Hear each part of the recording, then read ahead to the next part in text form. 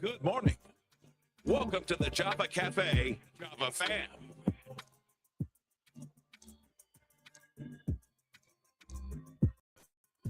All right, there we go. We got everything together. Good morning, good morning, good morning, everybody. Today is Tuesday, December 23rd, 2025. I think I got it right. I'm still, what, about 7 days into the new setup, so still getting used to things. But listen, I want to make our time valuable. Similar to yesterday, this morning, we have two more city councilors that are sitting with us this morning. And so we're going to chat with them. And this young lady, you all know, she has been here before, but I'm trying to be as standardized. And I meant to mention this yesterday. There are general questions that I'm asking those that are, and I don't know if it's contending or running for whatever, for the presidency of city council. And I will say that my first guest this morning is one of the councilors that for years has brought attention to the process. For those of us that are political pundits, operatives, and strategists, we know that there is advocacy at various levels that go on to the different city councilors about their vote for president. And so we want to bring Councilor Mejia into the room and chat about that. And then in the 10:30 hour, we're going to also chat with Councilor Brian Worrell. You all know that on my episode at GBH last month, I ended it with saying that the next big race in the city of Boston is going to be for the city council president. To me, it was either Councilor Mejia for longevity next to Ed Flynn, and then also Councilor Brian Worrell for him shepherding this budget process that had a lot of diverse funding for a lot of marginalized communities. And so, lo and behold, I think a few days later, Councilor Zapata puts out either a press statement or a post that says that she's gained the votes to be the next president. And oh boy, things have been interesting since. And so you all know Councilor Mejia. She's not new to the Java Cafe, but for those that have joined, I'm taking them through these standardized questions. We'll learn a little bit of her story. One sort of challenging question for each candidate. We covered Councilor Zapata's past post yesterday, and I have a question for Councilor Mejia as well. And so we're going to bring her in. I will say that I appreciate her. She may divulge how she's self-caring, but I appreciate her coming into the Java Cafe. So we're going to bring her in right now. Do me a favor before we start, because this is very important. There's an educational component here. There's an advocacy component here. And so make sure you like and subscribe, and then also invite others into the Java Cafe this morning. So without further ado, please put your hands together for, I call her the queen of advocacy politics. Oh. Councilor Leah, that's not a Java with Jimmy Cup. But I actually can't travel overseas with it. So I'm away for the holidays, y'all. But I do have my pink cup. I'm entering my soft era. And so pink is the soft of red? Well, a little bit. It's still a tint of red. It's just a little bit of, pink-ish. Okay. All right. Good morning, Councilor. So thank you for being with us. You are on vacation, so thank you for taking the time, and that is definitely something that you should do. I will ask you, we're going to jump right in because Councilor Worrell is coming in at about 10:28 or so. And I'm going to stay for that one too, just so you know. You're going to stay in the background? Background? No, I'm giving you all your own. Oh, no, I want to at least say hello to my no. You're going to. Oh, no, we cross over in here. Absolutely. Absolutely. All right. Also, you're not going to do me today. All right. So we're friends. We're brother and sister. We've done a lot of work in this space, but I am going to treat you sort of a little bit of a candidate today. And I will ask you, Councilor Mejia, can you tell us just a little bit about your story and who you are, and ending with what led to the road of you being in this political space that for those of us that know you, we would have never thought. And so tell us a little bit of your story, like this is your first time in the Java Cafe. Okay. Well, good morning, everyone.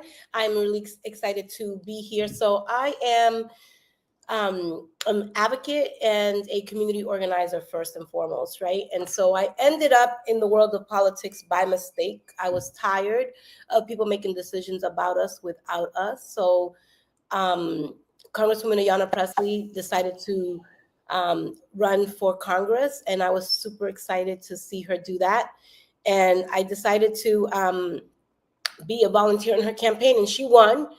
And I got interviewed by the Herald, and they wanted to know how I felt, win or lose, after her election. And I said, well, if she can be the first Black woman in Massachusetts to represent us in Congress, then I could be the first Latina to represent us in the Boston City Council. And at the time, to be honest with you, I didn't know really what I was talking about, what the role would entail. All I knew is that I had a big mouth and a lot of heart for my people. And I was a fierce advocate around civic engagement and creating space for people who had been often unseen and unheard to really have a seat at the table. That's what I dedicated my entire career to, whether I was working at MTV for the 10 years, getting young people activated in social issues, to starting my own nonprofit here in the city of Boston, advocating in the education space and empowering parents to fight for their children, to now on the Boston City Council. I won by one vote, y'all. I always talk about the fact that every vote matters, but I ran a campaign dedicated to the people. And I wanted to demonstrate that you don't have to be degreed up, polished, or politically connected to run for office, that you can deeply care about your people and run for office, and you don't need to have money or political connections. And we won our campaign, even though it was just by one vote after a recount, but we won, and we demonstrated that everyday people should have a seat at the table, not just people who get chosen. And so I've been on the campaign now. I've been on the council now.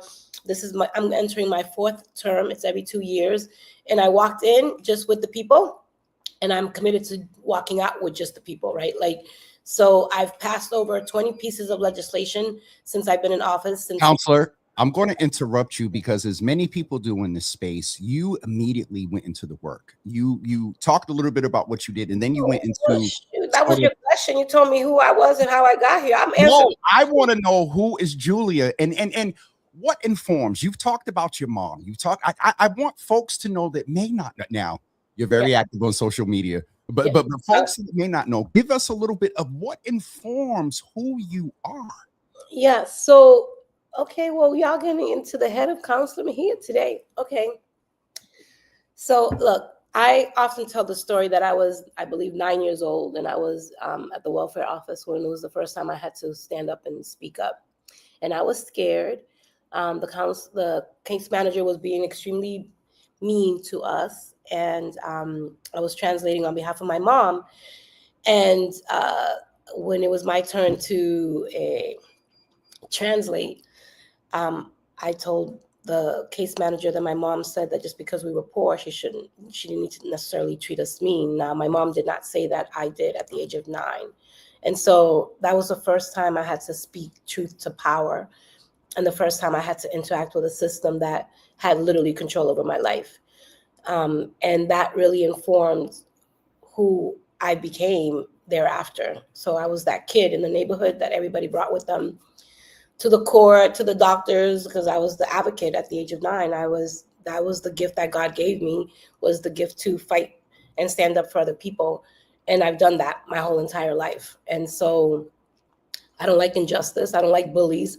I don't like things to be done in ways that minimize those folks who usually are the least powerful. So I've been that way since I was a kid. And, I've pulled over to the side of the road to get involved in trying to break up fights that I see.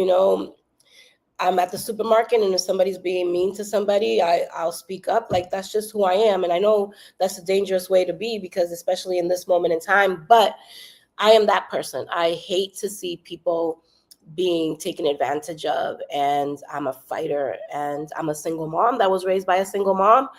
And I grew up in a life of poverty, and I know what it's like to not have anything. And I know what it's like to fight for every single thing that I have. I definitely appreciate that. And I do know that. And I found myself here over the last couple of minutes as you was talking, looking at the screen like it was the first time. And no matter how many times I think we tell our stories, there's always a different element. There's always a different passion point that comes out depending on where we are, even if we've been here before. And so, Council, I'm going to jump right in and ask you a couple of things. And based on what you said, from activist to counselor, describe for me in one word what it's been like for you to go from activist to counselor? What one word, and then give us the context, because it's very different. You often are very public about the system, from statements on the floor to media to TikTok. You know, what, give us one word that describes that transition. Oh, challenging. It has not been easy to, because I have an activist heart, right? So I like to tear everything down. I don't have no patience to wait for things to happen. That's why I went on the inside, because things were not moving fast enough for the people that I serve. And so that is why I have, walked into that space ready to fight as hard as I am. So, but it has been challenging because I've had to learn how to navigate politics, which I hate politics, even though I'm a politician, because I realized that everything in that building is all about negotiating and wheeling and dealing and political favors and all that sort of stuff. I So want to ask. Oh, sorry. Go ahead. I'll so finish. just Go ahead. because I have people following me on Instagram. Esta entrevista es en inglés solamente, discúlpame, pero yo puedo hacer algo en español en un ratico. Discúlpeme, pero esta entrevista es en inglés. Sorry, I had to. No, ain't no sorry needed. We are a Instagram multilingual followers are platform. like, why I said that we speak Spanish. I'm like the they weren't understanding. I'm like, well, this was Why you're speaking English versus Spanish. this was in English, so I'll get back to y'all in a minute. But Se habla español muy poquito. hablo un español muy poquito, pero en esta entrevista ahora me están haciendo una entrevista en inglés para que vean, ¿ven? Y so entonces, ya, diferente. Counselor, may I ask you, in that vein, when you talk about that transition, and in full transparency, and you and I sort of kind of talked about this in the political strategist, operative pundit world, and there on the council, you've brought a lot of energy this year that is very different from past years. You've been public about the process. I've had people on the show talking about committee assignments, and we know what goes on.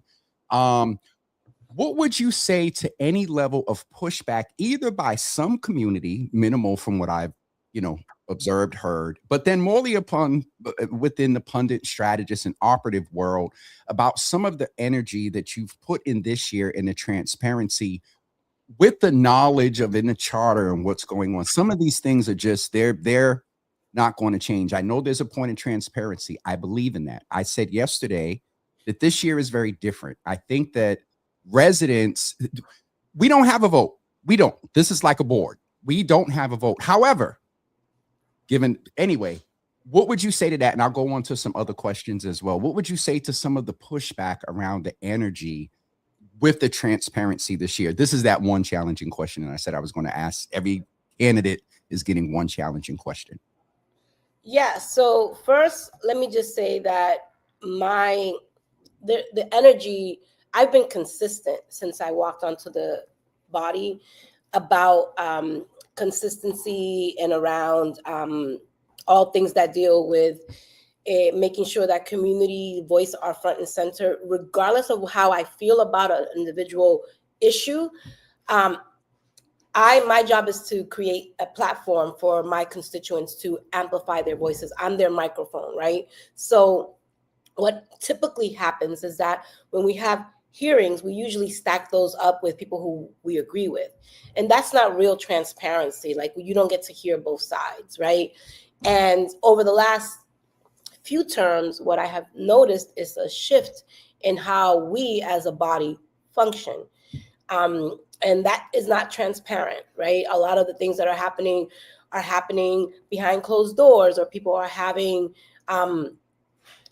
conversations that impact educational outcomes, but there wasn't a real deliberation that happened publicly, right? So when I was the chair of education, I held a hearing about every single thing that was happening in the city within the district, because it was the important thing to do.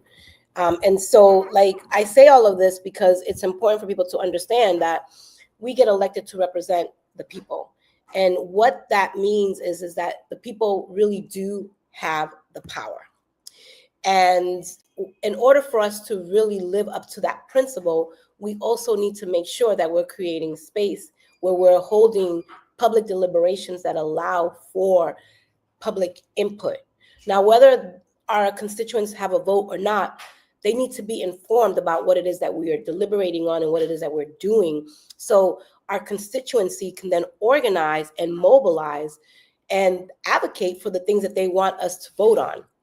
That is our job. Our job is to reflect the will of our voters. And so we have not been really functioning in that way on the council.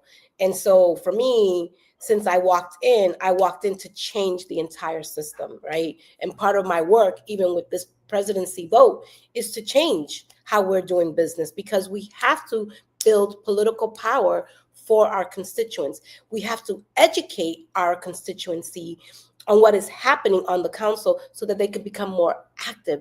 And what I have noticed, and this is what we did, you, me, and Carlos, back in He's here. When I was in 2017, 2015, 2016, we hosted The Citizens Campaign. The Citizens Campaign, and we created space for people to come in and speak on their own behalf. Remember, we had over 800 people that showed up, and we facilitated a conversation where we took the power back and we created the goals and objectives for what we wanted in the public safety space. That was unheard of, right? 800 people, and we channeled that energy. And so what I am trying to do is still stay within my activist roots, right? And continue to function in that way so that we can continue to build power. And it's about civic engagement. It's not just agitating for the sake of agitating or educating people for the sake of being disruptive. It is about helping people understand everything that's happening on the Boston City Council so that they can be informed, so that they understand the votes that we take, how we show up, right? And the reasons we do what we do. That is what real civic engagement and education is all about. And I seize every moment to do that work. And I've done it consistently.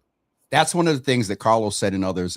There are people and I hope that Liv Greasy, I hope that they were asking, about informing the community. And I hope that question was addressed. Carlos, blessings to you, Julia Mejia, for getting me back into my activism in that process. You helped remind me what I do. And that's one of the things that we're here. And that's one of the things that I believe that you do, is to motivate people to participate, to have their voices. All means all. I want to ask you, every day. I want to ask, that was such a pivotal point in Boston politics. Because I've never considered myself a politician. I actually, even though I'm on the inside, I still hate it. But that moment really helped me understand the power of the people. And I think that that's what really got me more connected to, like, I started volunteering on Congresswoman Ayana's campaign. I started becoming more active. I started showing up more to state house hearings and public hearings. And then that really taught me that I can hoot and holler all I want out in these streets, but unless I'm in these rooms and bringing my constituents, my advocates with me, then we were going to continue to be disregarded. And that's why I am all about making sure that people understand everything that is happening. Thank you for answering that. I'm going to jump a little bit into the process, Councilor, and ask you just some direct questions. With Councilor Zapata's declaration that she has the votes, can I ask you the same question? Do you have the votes, or is it about the votes for you, or is it about so for me, I've always been really clear. Everything that I do is about the process and creating opportunities for civic engagement. Regardless of whether or not anyone has the votes, there is a process. Yes, you win by getting 7 votes, but you are going to be the president of this body. And so your job is to make sure that you are working with everyone, including those who you may not agree with. And your job is to build consensus. And part of that consensus building should not be alienating the other 5 who may have not been part of your deliberation process. And you just don't get to function in that way, because what it does is it undermines the will of our body and the power of our body. And Council, so, sorry, if I could ask one more challenging question in that space. This isn't anything new.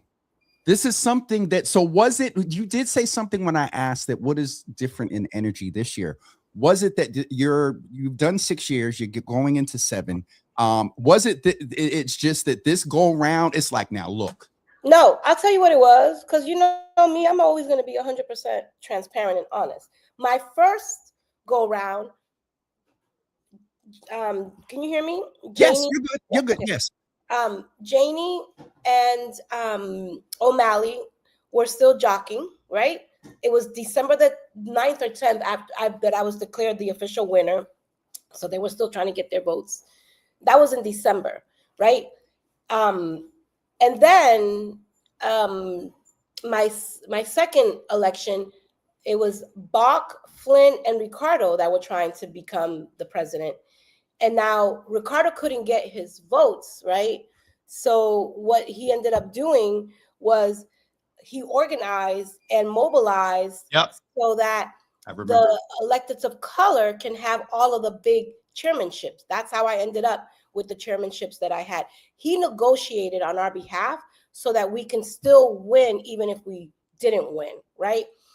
Then the last term that we just led under, Council President Louis-Jean announced 48 hours before even the election was certified that she called me at 5:30 before the news broke on the Boston Globe, talking about, I got the 7 votes, I'm going to be the president of the council. And I'm like, girl, what is your vision for the way we're going to be operating on? Like, so for me, right, that is not a democratic process. You just don't get to decide, right, who you're going to support and then alienate everyone else. Like, you have to hear what the vision is, what are the goals and objectives, how we're going to work together. Like, none of that happened.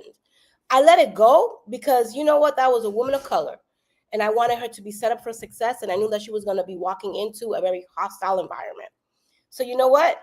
Even though Flynn tried to put me up I said, no, I'm not doing that. I'm not doing that. I am not doing that. I'm not doing that. Right. But this time, so the first time is a lesson, right? Okay. The second time is a blessing. It's an opportunity for us to learn, how we're going to move differently. And I wasn't going to shut up and let this slide twice. No. Okay. Sorry, I'm not doing it. And right, for me, I wasn't out here trying to jock to be the president. Like, I was under the impression that, Councilor Worrell had it set, right? I was under the impression, from what I understood, and I was hoping that Brian was going to be the president the last go round, and he only needed 2 more votes, and he would have been the president. So I was working to organize to help him back then. Now I'm working again to help him. Even though I threw my name in the hat, I just want to be really clear. Going in for me is really about changing up the way we do business, waking people up to the process, right? And hopefully, regardless of what the charter says, charters get amended, y'all. There's an opportunity for us to change the way we do business in that city council. Because what I am not going to be, right? What I'm not going to be is going just to be a lame duck, right? We can change the way we do business. Just because that's how it is doesn't necessarily mean be that how it always got to be. So I'm here to help educate people, because what should happen is whoever is running, they should announce after the election, because then we know who got in and who didn't. After the election, people need to announce and then do a whole campaign. Say what your goals and objectives are. There should be a forum, because even though people don't vote, but people need to know who's going to be the people's voices on that. Well, Councilor, I'm going because the Councilor Worrell, I'm going to let you all cross over. So there's a line of questioning that I had, but I don't know if I need to proceed with that, because you are not necessarily 100% seeking the presidency. You are about process, and then also supporting Councilor Worrell, who we're going to bring in 2 seconds. And so that thing about, are you ready to be mayor in DC and all that, I'm going to skip that. something that you said so do you, so are you, this is in real time. We don't have a vote.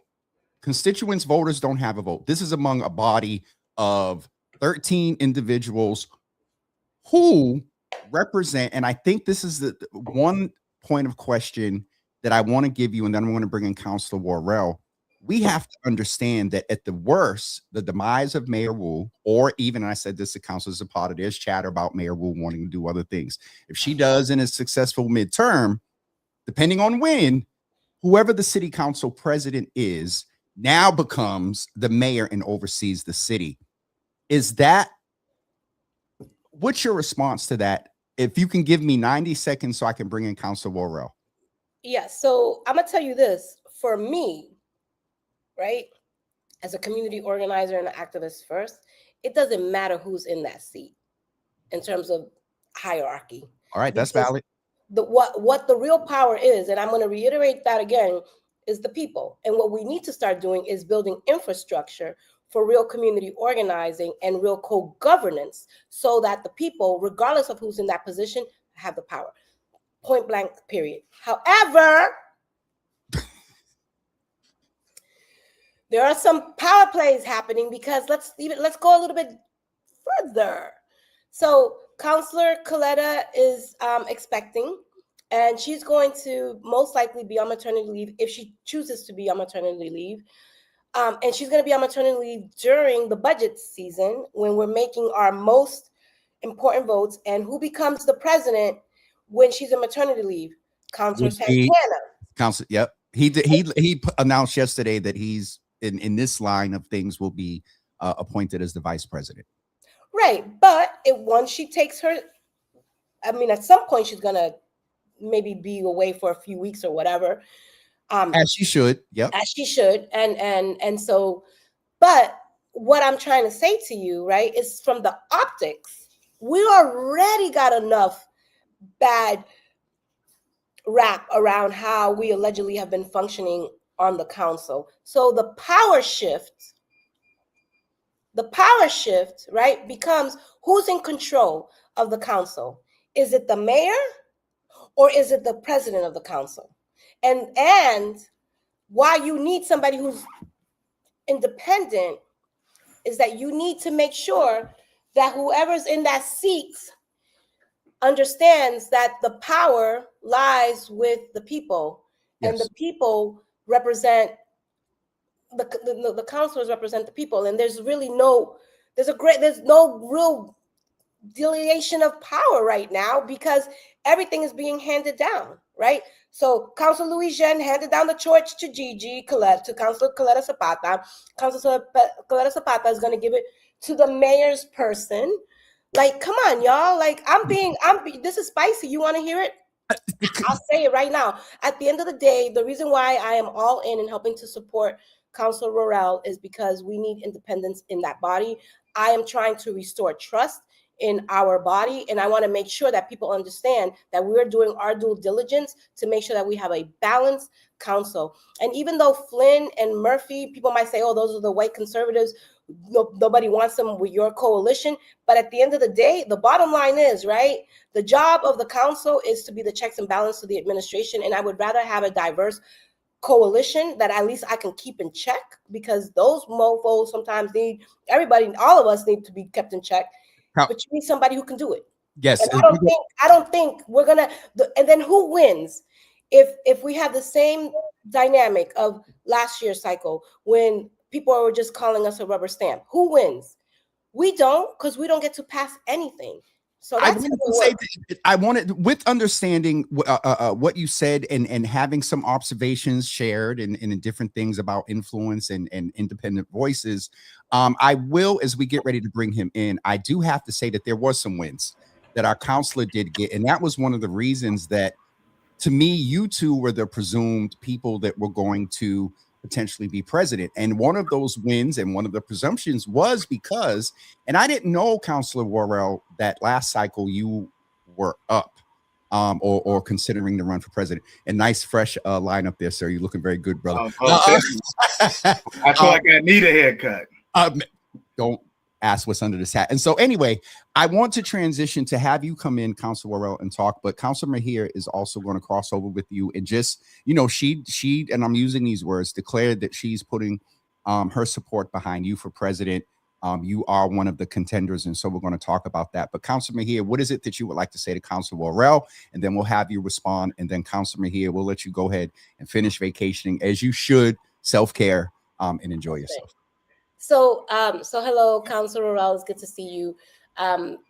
So Councilor Worrell and I have been working together on developing the vision for what co-governance is and how we are going to bring the body together regardless of what happens, right? So we're committed to the long game here on the council because we believe that the real power move here is restoring trust on the body, which is one of the reasons why I want to work with my colleague. And he didn't want to be the president in the last go round, but he only needed a few more votes to make it happen. And so, I'm committed to helping him. But I just want to let it be known, right, is that we have a bigger vision that does not begin and end with who is the president, that we really want to restore trust in this body, and we want to make sure that our constituents know that we're there fighting for them, not bringing water or carrying water for anybody else, but that we're here to do the people's work. And so that's what I'm committed to. We already know, Councilor Worrell and I, if I get 6, he'll be my 7, right? We're both jockeying. There's 3 people who are still undetermined, and whoever gets those people. But my energy really is, I didn't set out to be the president this time. I came in because I was upset with the way politics were playing out, and I wanted to shift that. And I wanted to cause a little disruption and really help support Councilor Worrell. As you could see, he has a lot of support. We are a voting block of 5 right now, and you need a majority of... Define for me when you say a voter block of 5. Specifically, what do you mean by that? So right now on the council, there's 13 members. Yep. In order to have a super majority, you need 9, right? Not 7.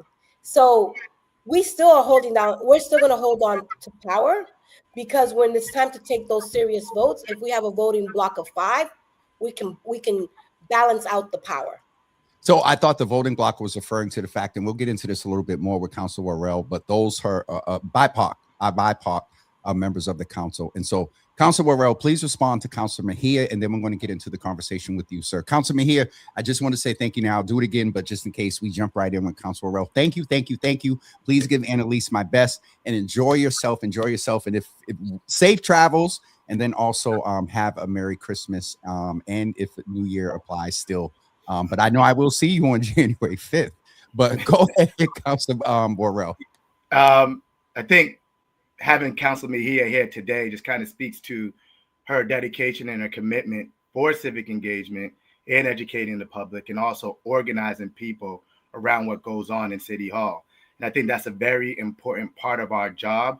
And there's not too many people that takes that approach here in the city of Boston. So I always applaud Councilor Mejia for her innovation, her creativity, and her way that she centers the people's voices, not only in the chambers, but in every platform that she takes on. So it's always great to work alongside her. I've told her this from the very beginning, is that I'm watching you, right? Like, I'm watching you, I'm seeing what you're doing, and learning a lot of the skills on how you move things, how you engage people, and how you show up, and what that means to every Bostonian. I see the value in that. So it's a pleasure and an honor to work alongside Councilor Mejia, because she brings something that is needed here in the city. And you see why I'm supporting him? Because he understands, right? It wasn't about me. It's really about how we bring the people in. And that's the role of the presidency, is to make sure that we're including and being mindful of voices and how we set up space. So his leadership as the Ways and Means chair, he brought us 2 years through a very difficult time in the city of Boston. And so I just think, he's well positioned to really lead the body in a way that, people will respect his leadership and understand his commitment to equity and centering Black and brown people in particular. You can see that by all the pieces of legislation that he has worked on the city council. And that budget, that for me, because I was with him as a commission member. Council, we're going to let you go so we can give him some. Don't be kicking me out. I'm going to let myself go out. Don't be kicking me out. I'm out. Bye, Counselor. Love you. Love you too. Bye. Get me out of here. How I get out? I'll help you get out after all of that. All right. Counselor, we got a little echo there, but I think we'll be good. Right. So the first thing I want to do, I don't know if we've joked about it privately, but I want you to tell the people one of our first interactions. You really want me to tell that story? Yeah, tell them that, and then we're going to jump into the So it was 2021. I was running for the seat, District 4 City Council seat, and I get I'm online. Someone sends me a picture of a post with my flyer or my poster on Blue Hill Ave next to someone else's poster on Blue Hill Ave. And as everyone can remember, right, that was a year that everyone was running for a seat, right? We had a heavily contested mayoral election. We had so many other at-large councils running, and then I think there was like three or four different seats on the Boston City Council that were open as well.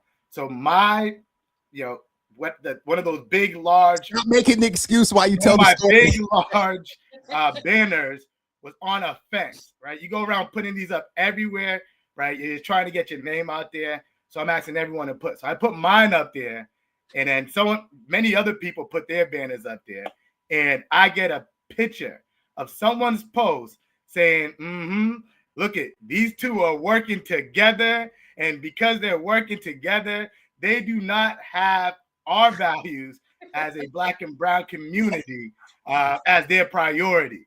And I'm like, I don't know if I haven't met Jimmy before. Counselor, and then I get another phone call, right? From this is the part. I get another phone call from my brother's mother-in-law, and she goes, I had to pull over because there was somebody out there taking pictures of your sign, and I had to let him know. So. Yo, that is the biggest part, because I remember she pulled over and I was why are you pulling over and talking to me about a picture? Who are you? She never revealed who she was. Yeah. Council, the reason we're talking about heavy subjects, and I think wherever we can find joy and laughter, we can. But I wanted to specifically, one, to just have some joy, but two, to really honor you, sir, because I was not a supporter in the beginning. I didn't know who you were or whatever.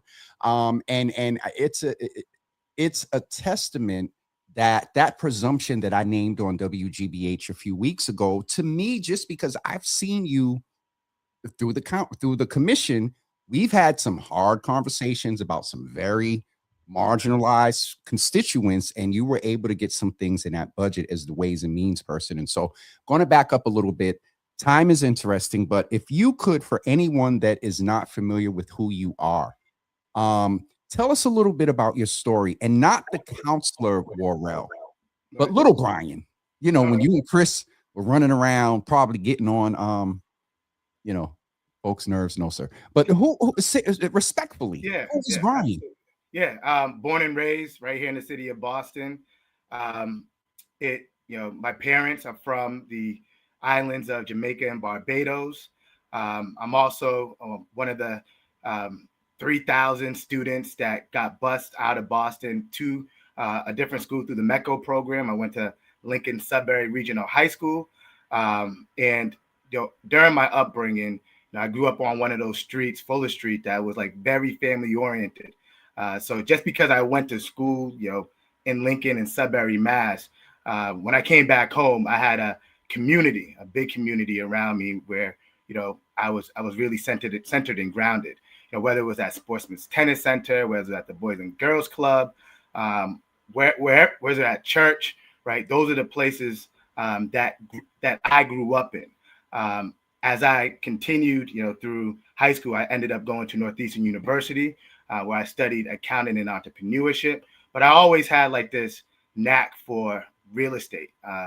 And so when I was 19 years old, I got a real estate license, and I started helping not only my friends and family, whether it was pursuing a career in real estate or helping them navigate how to buy a home. Matter of fact, my first sale, it's kind of crazy when I think about it, was to my aunt, right? A 19-year-old kid that just got his real estate license was helping his aunt and teaching her what it is to be a first-time home buyer. And then like through that, right, through me selling my aunt a home, I'm showing up on campus with a big commission check. Now all my friends want to know how to be a real estate agent. So now I am sitting down with my friends, teaching them how to become real estate agents, right? So I'm sitting down, studying with them. I'm teaching them, helping them navigate the process. So, through that, I have a host of friends who have their real estate license. And I also have, more families and friends that are now first-time home buyers and establishing generational wealth. So as I go through my college career, I studied accounting and entrepreneurship. I graduated from college. I dabbled in around a few different type of businesses when I was in college. One of them was a music. I was into music. I love music. I grew up again in this household where I have Jamaican and Bajan parents, but then I have the American influences on me. So I heard a wide range of music, even the gospel side. So I had this big love for music, and I started this company. And this is where I first met Chief Maso. I started his company. I started his company. Like that? Huh? It bees like that, right on. You were a part of Brian. You were not a part of. I was not, but it bees like that was on Northeastern's campus often, right? But I had an entertainment company as well, right? And it was kind of cheesy name. It was called Earning the Commission, right? So it had to do with right with the real estate side of things. Yep. Right. So it was called ETC. So I used to bring in performers from the community to Northeastern to perform. So Dre Robinson, Norfolk Littles, some names back then that were popping on the scene. I even put together mixtapes of local artists, and I was outside passing them out. So Chris is not the only entertainment DJ type in the family. You both are. We both are. Yeah. Okay. Both are. I won oh God. And this is the only we need to, first of all, he stood me up at Boston Public Market. The only time you see our state representative in the Java Cafe is my mother-in-law had to run up. First of all, she didn't run up, and nobody was pulled up on you. She was like, hold on. Nobody was prejudging. I just didn't know who the brother was in his politics. Who else was in the campaign? It wasn't Andrea. Who else was running for D4 that term? You had Evandro Cavallo. Oh, that's you had oh my God, this Brian. Okay, let's stay focused. Focused. All right. I just want to acknowledge that Phoenix Fire, was a part of that group and familiar with what you did in imparting back in the day in real estate. And Carlos said that he heard the mixtapes piece. So let's DJ 20. All right, let's focus now back into the work. And so you definitely, it does not surprise me of your shepherding through the budget process. I've, asked you about and you talked about the property tax piece, and I would love to squeeze in any updates that you have on that toward the end. So that shepherding of the budget does not surprise me, even more so now with understanding your fiscal familiarity, being very young and handling money and helping others gain wealth. Is that enough, sir, to line you up and give you the alley-oop for the presidency? And if I may ask you, why are you going for the presidency of the council? Yeah, I was asked, not only this time but also last time to run for. By your colleagues. Let's be clear. By your colleagues. Okay, constituents. Okay. But also constituents have taught to me throughout the years about. You would make a good council president, along with my colleagues. Last term, I supported our council president, Council President Louis Jen, who I think has done an amazing job, leading this body. And this year I've been asked again, and also by my colleagues and also constituents to run for this position. I also think through the Ways and Means process, as shepherding that process over the last 2 years, I've always wanted to not only deliver for the community, but also make sure that my colleagues has, major wins in that budget. And we have, proven so over the last 2 Ways and Means cycle. And not only, again, it was a opportunity for me to bring all my colleagues together, whether they voted for the package or whether they did not vote for the package. Everyone during my process in my tenure as Ways and Means chair was able to see their advocacy, something that they fought for in that process. So that was my way, right, on how to work with my colleagues to make sure that they had wins, but also to make sure that the community has wins. And that's the type of leadership, or if my councilor colleagues do decide to elect me as council president, regardless of where you're at on whatever process or whatever policy or legislation that we're discussing, I do believe, because the people have voted you there, then their voice or their advocacy should also be reflected in everything that we do. And that is what I have led with over the last 2 years as the chair of Ways and Means. Council, I'm going to put you in a little bit of a candidate mode, and each person that is expressed interest in running for president, I ask them a challenging question. Councilor Zapata about her past posts, Councilor Mejia about the energy that some have observed about the transparency this time. One, I'm going to ask you is a kind of a twofold. Is one, we're getting to know you here, but Councilor, you are not that Julia, you're not that quote unquote me. You're not out there and just you're a silent storm. And in these times, sir, with what's going on in DC, it's a 2-part question. Are you ready to be mayor? And then do you have, how would you handle if as I've said to other people, worst case, the demise of Mayor Wu, another case, rumors about her, ascending and doing other things, midterm or whatever, depending on the time, you would become the mayor. Are you ready to be mayor? And are you ready to do what she did in DC? I didn't continue with, for those that are just joining, I didn't continue with this line of questioning with Councilor Mejia because she had made it blatantly clear that there was a different strategy that she was employing. And so that twofold sort of challenge question for you, not that much of a challenge, because it should be expected. If anything happens, you become the mayor. Right. Are you ready? And then 2, in that readiness, how would you handle going to DC and doing what the mayor did in DC? Right. And, this is a crazy hypothetical situation where, I think the odds are very slim that the mayor, leaves after just winning re-election. But in any case, if that was to happen, right, that is one of the responsibilities or, the role of the council president. And that would be make sure that I am ready to continue to serve the residents of Boston in any capacity, and whatever it takes, whether it's, here in Boston or standing up to, all the federal attacks on all the programs that, the federal administration has been attacking, that has made our city the strong and vibrant city that it is.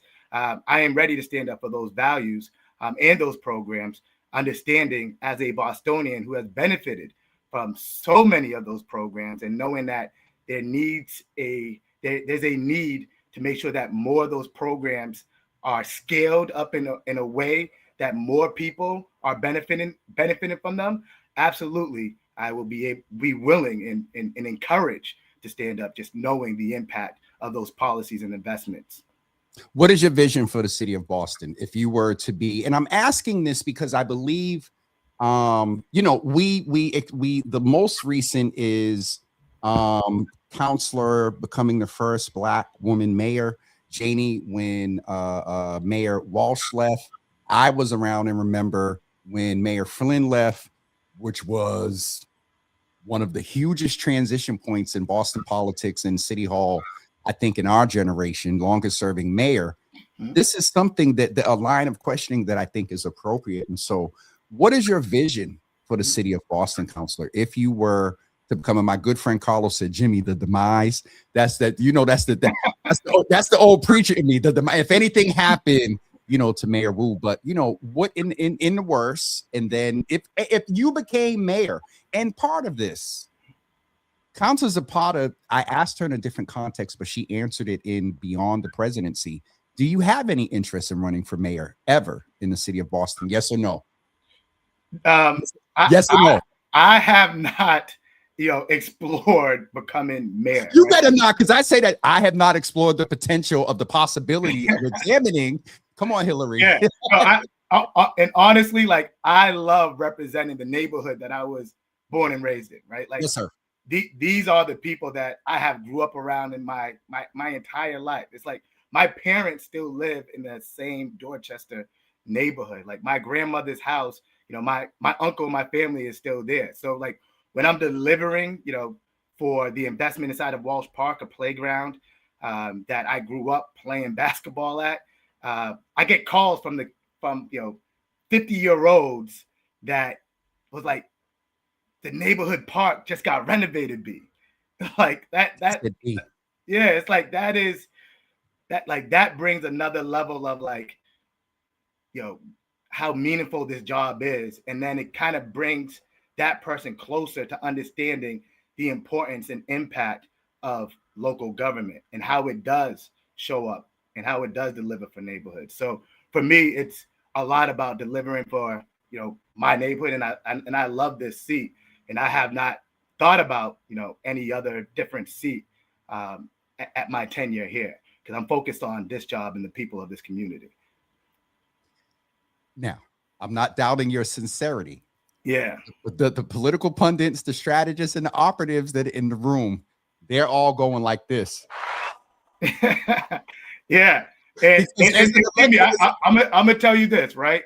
Like, it is not up, like, the way I see it, right, is that, the community, right, needs to get behind you in a way in order to elect you for that seat, right? So let me ask a clarity point with that, because we don't have a vote, Councilor. Right. No, I thought you were talking about mayor. Mayor. Okay, yeah, go ahead. Yeah, go ahead. Yeah. So for me, it's, again, focusing on my district and my constituency to help them understand the importance of local government, increasing the voter turnout, and delivering for a community, again, that I believe hasn't seen the investments and the type of resources over the last, decades. So that is my main focus. And my personal ambition is just that, right? And on delivering for people. And you definitely have, as I said, through the budget. And would you just potentially highlight, I didn't get a chance to ask Councilor Mejia this, one of the biggest highlights, and I'll ask you to refine it to the budget if you don't mind, or if there's a huge policy one that may have some budget implication. What was your biggest win that you believe that you produced for the community? My biggest win was showing the power of the council in both terms, the power to get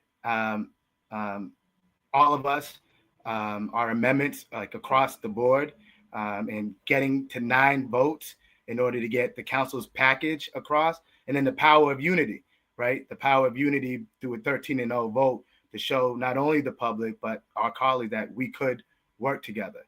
So I think, like, that was the major win. And the last 2 years, that was my main focus, was how many of my colleagues can I get to vote on this package, on the budget that we are proposing together.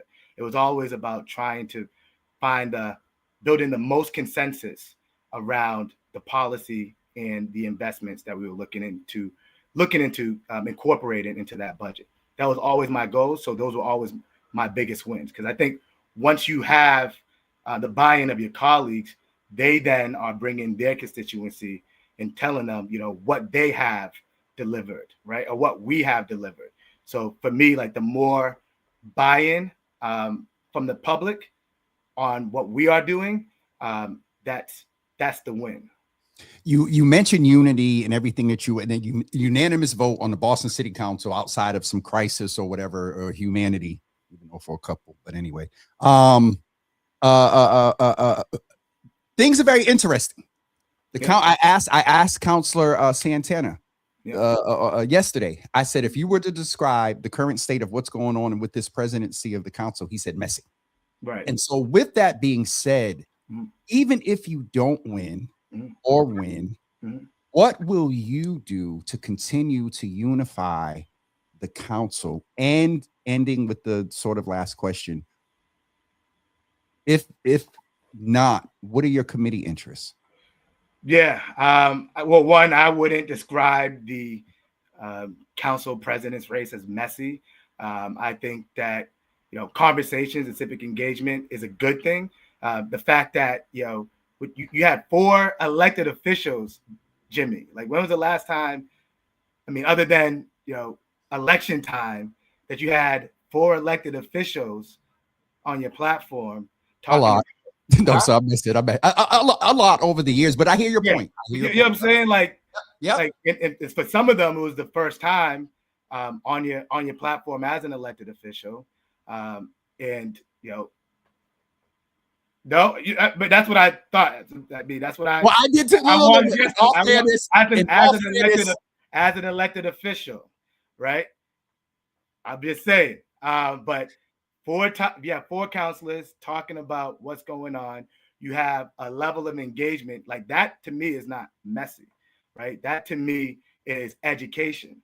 That to me is getting people involved in things that are going to have an impact on their lives, right? Like who and how the chairmanships get divvied out, and real civic education is how we build the muscle that Councilor Mejia was talking about. So I would more describe it as a exercise in civic education and engagement that needs to be exercised around a lot more things that happen on our body. So I encourage open and transparent conversations about the work that we do on the body. And your last question was, what was your last question again? My last question was the vision, and then describe this status, and then do you have if not? What are your committee interests? I am focused on the work, right? So regardless of like what committee I get assigned to, whether it's continuing pushing for an HBCU presence here in the city of Boston, that is a work that we will continue. Whether it's reforming the Boston property tax code to make sure that we are bringing more relief to our single family and small landlords and condo homeowners, understanding that your property values are increasing here in the city of Boston, and because of that, your property tax bill has increased by double digits over the last 2 years. My goal is to try to find ways on how to make Boston a more affordable place for the people and families that live here. The working class has and continues to struggle as things and the cost of like essential items are going through the roof. So my affordability, childcare. I have a 2-year-old son. He's going to be 3 in January, and when you have a child, you start to understand like, whoa, like it's expensive, right? But also understanding that the more that we pour and invest into an individual, especially at the earliest stage in their lives, like that helps, their educational outcomes. That helps their health outcomes, right? Like building that village around that young person and that family early on is very vital, right? To the growth of our city, to our public safety, to our education system. So just investing in people, not only like in the teenage years or their adult years, but the more we wrap around that family in earlier years and make that connection and teach them that there's a village and there's support and resources for you, right? We pull people in, connect them, and they understand like they have a city here that is here for them. And I call it cradle to career. And that's like the comprehensive approaches in city government that I will continue to look to build. It's interesting, and the counselor, me, I'm going to be real. Yeah. To hear the education and cradle to career is wonderful. That was one of the things that my subcommittee on the commission was getting ready to work on until other things happened. But I'm gonna leave that alone. Y'all, counselor said, let me behave. Shout out to the all the work that the Black Men and Boys Commission does, and shout out to Executive Director Farrow, and then and the chair Madre. Chair Marjorie, yes. All great work, and former chair, and Chair Madre. Yes. Former chair and Chair Madre. And as I and but great. And if you haven't visited and worked with the Black Men and Boys Commission, I encourage not only the black men on the council to get down there and sit in on some meetings, but everyone to get down there and sit on some meetings, because Councilor Jackson always says that the way that Black men go here in the city of Boston, so does our city. So if we are able to solve for those who are facing the largest disparities in literacy and income and job and unemployment, we'll be able to fix a whole lot of things here in the city of Boston. So I encourage all my colleagues and people listening to get to a Black Men and Boys Commission meeting. They're doing amazing work. Huh? No, go ahead. Sorry, I had to plug your work. I'll end that with the work continues, whether you're in a post or on a commission or not. I have to ask you this sincerely in real time, and this is not political, but I seen every time I talk to you with all due, I have a new respect. What's next for you? What's next for me? Yes. Today, what's next for me? Brian, don't. What's next for you after the council, Brian? Because this what? I mean, honestly, Jimmy, maybe you and I can sit down and we could chop it up and discuss, what is next. But hopefully, what's next is, I'm able to deliver on some of the things that, we set out to do, right? Like that is what's next. And then, we continue to build the power, whether I'm in this seat or someone else someone else will take this seat, that we continue to advocate for the things that we know we need in order to create. And I always point to this, right? Like I always point to other cities and towns that have a thriving Black and brown community. So like whatever it is to continue to build on that is what is next for me, right? I want to continue to serve my community in the city of Boston in whatever capacity, and make sure that we are investing in all the talent, right? So much talent in here goes on tap, goes undeveloped, right? I want to make sure that we are investing in the talent that we have here in the city of Boston. So whatever's next for me is continuing to serve my community. You're a good brother and you're a good politician, Councilor Worrell. I'm a public servant. Public servant. Your own brother is asking. Yeah.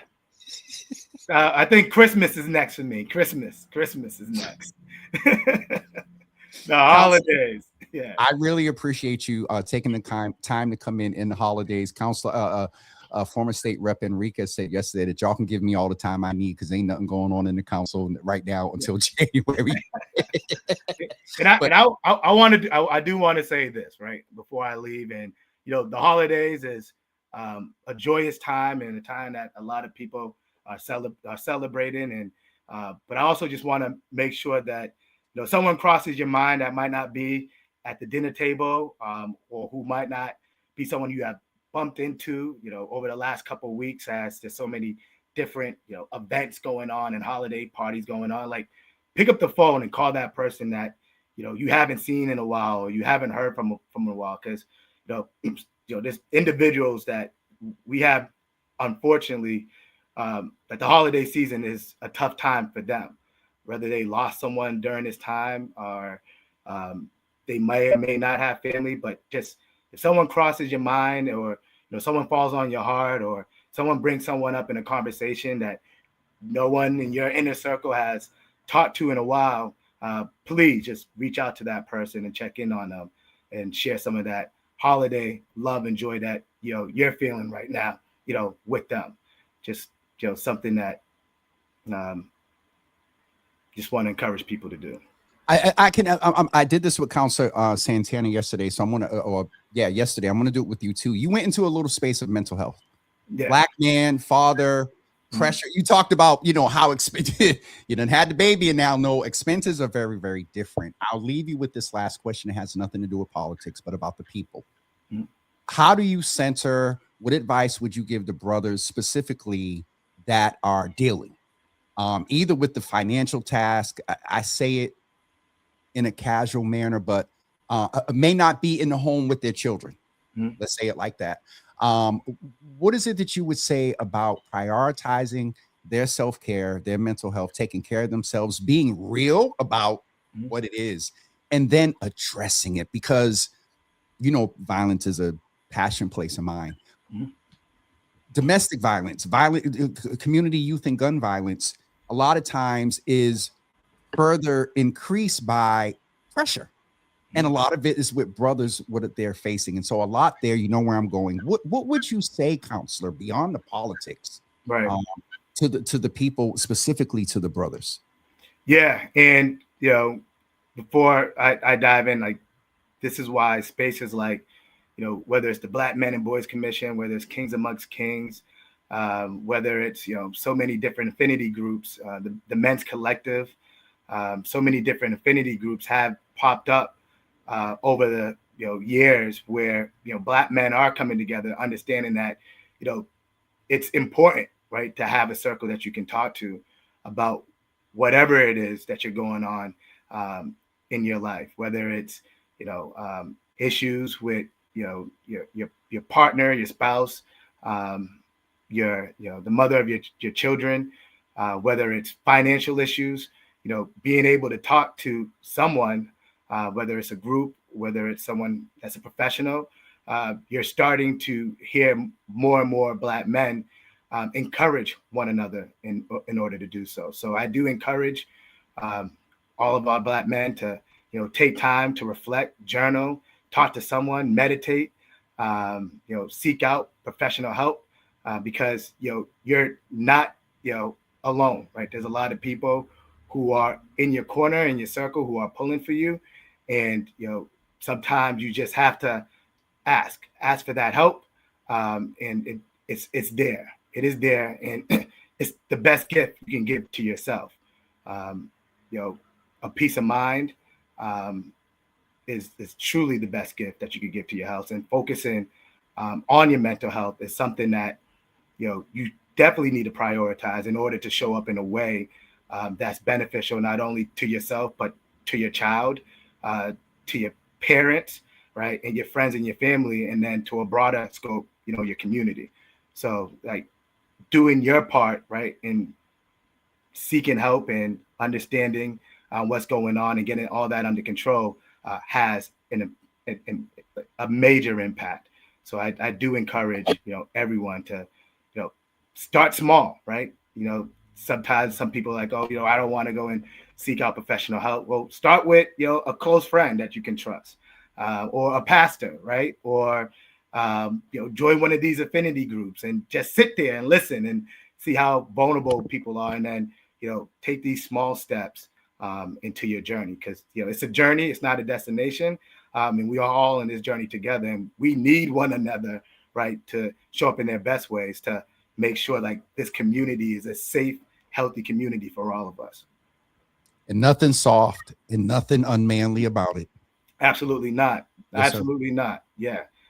It's the strongest thing you can do. It is the strongest thing you could do. I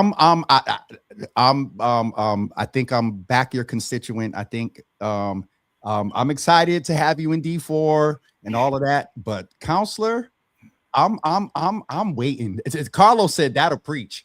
I'm waiting to see what's next from you, because I love everything you did at the council, leave an impact, legacy, all that wonderful stuff. But there's more.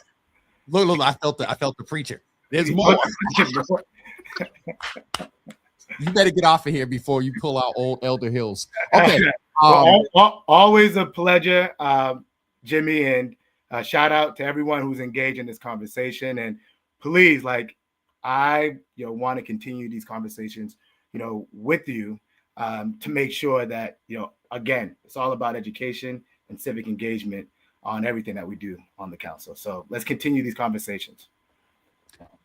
All right, Counselor, I'm going to let you go because I got a show at 12 o'clock. Your former colleague, Tanya Anderson, will be with us at 12 noon. And I'm sure that there's going to be a bunch of information and education in that session. So we'll talk to you soon, Counselor. Thank you so much for being with us. Happy holidays. Thank you. Thank you, sir.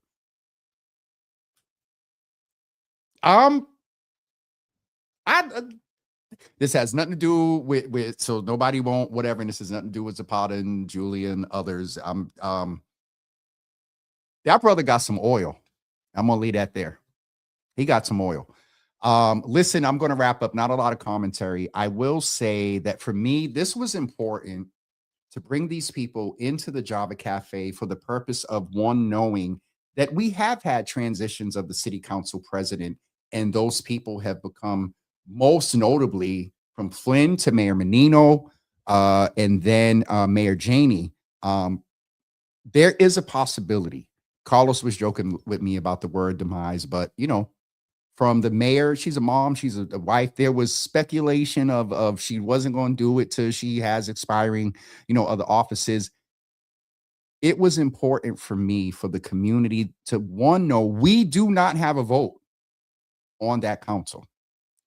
However, because of developers, other electeds, donors, in some cases, mayors, have exercised picking up the phone, sending a text, writing a note back in the day about who they think that the 13 should vote for.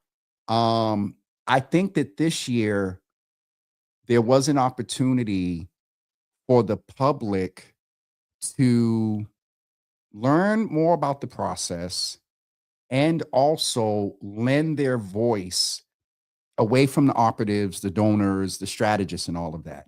And I hope some of you through today got to know today and yesterday, Councilor Zapata, Councilor Santana, Councilor Mejia, and Councilor Worrell. And one thing I will leave this conversation saying is I was elated to hear from all three of them.